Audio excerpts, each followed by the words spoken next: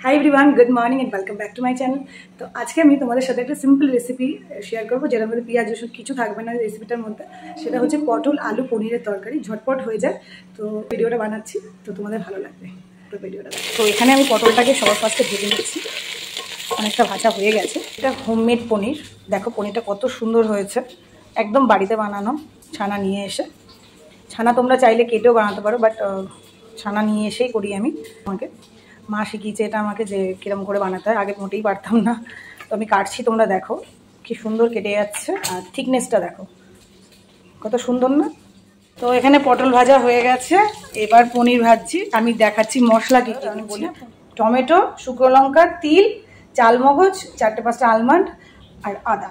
এবার জিরে আমি গুঁড়ো দেবো, ব্যাস এটা গ্রাইন্ড করবো, করে আমি মশলাটা কষানোর সময় দেখাচ্ছি কত সুন্দর মশলাটা হয়েছে।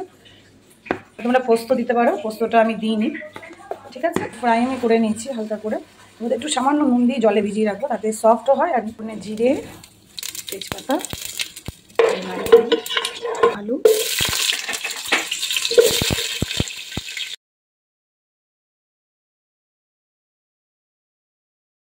হালকা হালকা ফ্রাই হয়ে গেছে। এবার একে একে মশলা দেওয়া স্টার্ট করবো।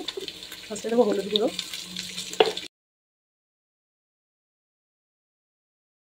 এই যে পেস্টটা বানিয়ে রেখেছি এটা এবার এর মধ্যে দিয়ে দেবো।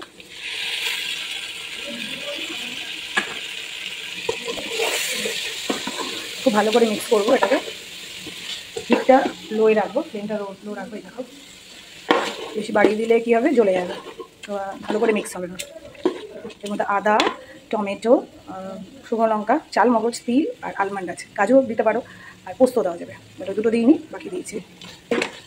এবার এটা তেল ছাড়া পর্যন্ত কষাতে হবে। এবার একটুখানি পরে আমি নুন অ্যাড করবো, আর জিরে ধনের গুঁড়ো অ্যাড করবো।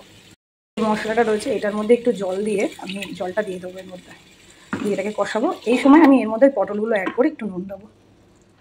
এই যে ভাজা পটলগুলো দিয়ে দিলাম, এটাকে সুন্দর করে এর সাথে মিক্স করবো। একটু নুন দেবো, দেখো যতক্ষণ নুন না দিচ্ছি কেমন লাগছে তরকারি। যে নুন দেবো খুব সুন্দর লাগবে। পুরো আমি 1 চামচ নুন দিলাম। তরকারিটা আমি খুব বেশি শুকনো করবো না, একটু গ্রেভি রাখবো, বিকজ আরও একদমই শুকনো তরকারি খেতে পারে না আমার বড়োটা। তো তার জন্য একটু গ্রেভি রাখবো, তাই জন্য 1 চামচ নুন দিলাম। তোমাদের টেস্ট অনুযায়ী নুন চিনি এদিক ওদিক করবে। এবার আমি অ্যাড করবো জিরে আর ধনের গুঁড়ো 1 চামচ মতো, ঠিক আছে। এবার আমি অ্যাড করবো চিনি। চিনি করো না, এটা অপশনাল, বাট নিরামিষ তরকারিতে চিনিটা একটু লাগে।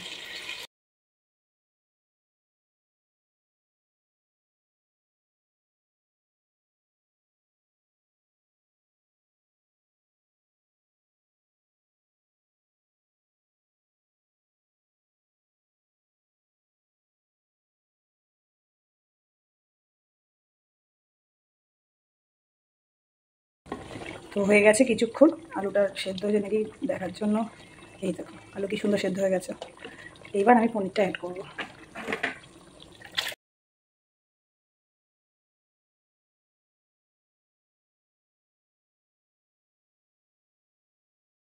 তরকারিটা দেখো রেডি হয়ে গেছে, নিরামিষ পটল আলু পনিরের তরকারি। এবার আমি এর মধ্যে অ্যাড করব ঘি,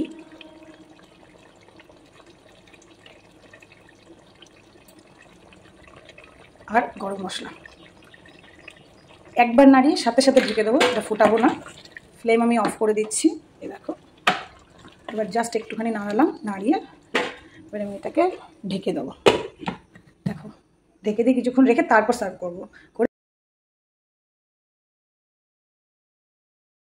তো তরকারি রেডি হয়ে গেছে, পটল আলু পনিরের নিরামিষ তরকারি। পেঁয়াজ রসুন এতে আমি বিলকুলই দিইনি। তো তোমাদের যদি এই রেসিপিটা ভালো লাগে প্লিজ আমাকে কমেন্টে জানাবে, বাজে লাগলেও জানাতে পারো, কোনো ব্যাপার না। আর আই হোপ খুব ভালো লাগবে খেতে। নিরামিষ তরকারি গরমকালে হালকা মশলা দিয়ে খুব ভালো লাগবে। ঝাল চিনি নুন এটার পুরোপুরি নিজের উপর ডিপেন্ড করছে কে কতটা খাবে। তো তোমরাও বাড়িতে বানিও, আর কেমন লাগলো ভিডিওটা প্লিজ আমাকে কমেন্টসে জানিও। তো আবার এক নতুন ভিডিওর সাথে তোমাদের সাথে দেখা করবো। ততক্ষণের জন্য বাই বাই, টেক কেয়ার।